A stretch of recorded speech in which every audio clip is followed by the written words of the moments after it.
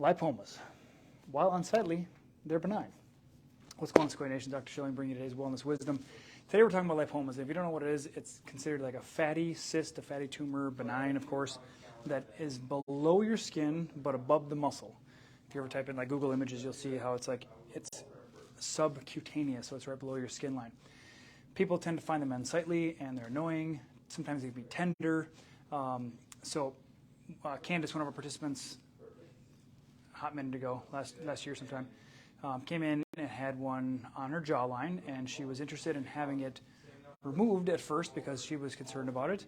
And we encouraged her to say, well, let's consider the implications there. If you cut it out, it might not get rid of it. It might come back. And you also have a scar. So we talked about the options. We did some work brain-wise, body-wise, detox-wise. And my joke earlier was, yes, you can castor oil pack a lipoma if you want to.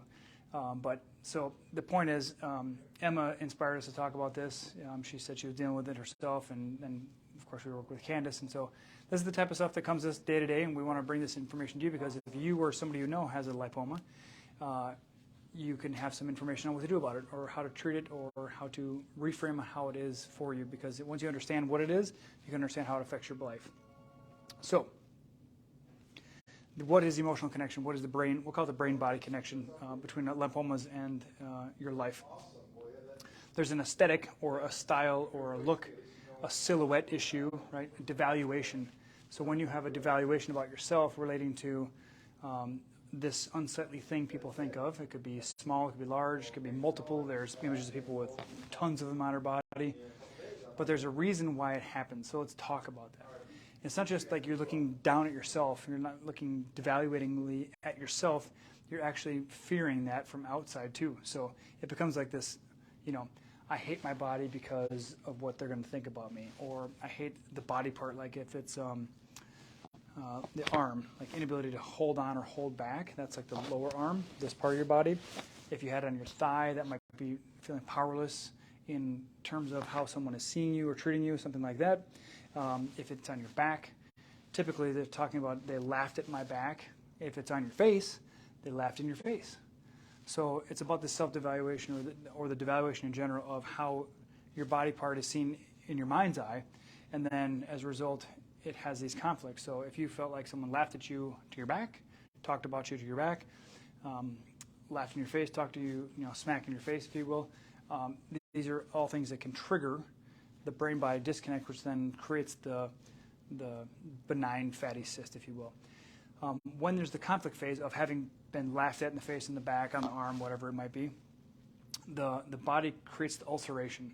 And then what happens when it's in the healing phase is it fills in with fluid. So then it's kind of squishy, and you can squeeze it, and it's not harder. It's not typically it's non-tender, but that's how it develops structurally.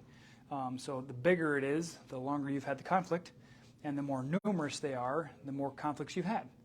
And as a result, when we think about this type of thing, whether you're feeling verbal aggressive, physical aggressive, like you took beatings and couldn't protect the area, like some people have it on their torsos or their back or their arms and defending themselves, it comes also from aggression from the outside. So fortunately for Candace, she decided to do treatments on the tissue. And ultimately, she decided that it had shrunk enough where she didn't want to have her face surgically scarred as a result of having it removed, because they have to cut the skin wherever it is and then cut out the lipoma. And then, they look for clear margins, just like if they're removing a cancerous tumor, a malignant tumor, excuse me. Just think about if you have a lipoma or somebody else it's talking about where's the shame, where's the mockery, where's the people laughing at you in your face, to your back, to whatever it is.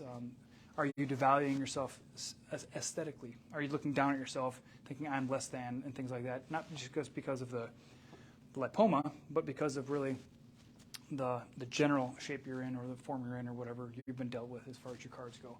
But you can always do something about it. Okay? So if you're ready to take the plunge, let us know how we can help you. We don't believe there's any medical condition that is not able to be overcome, because you're the healer, we're the facilitator. We don't fix you because there's nothing broken about you. Your body does not make mistakes, so we're here to guide you through that process. That's what we specialize in.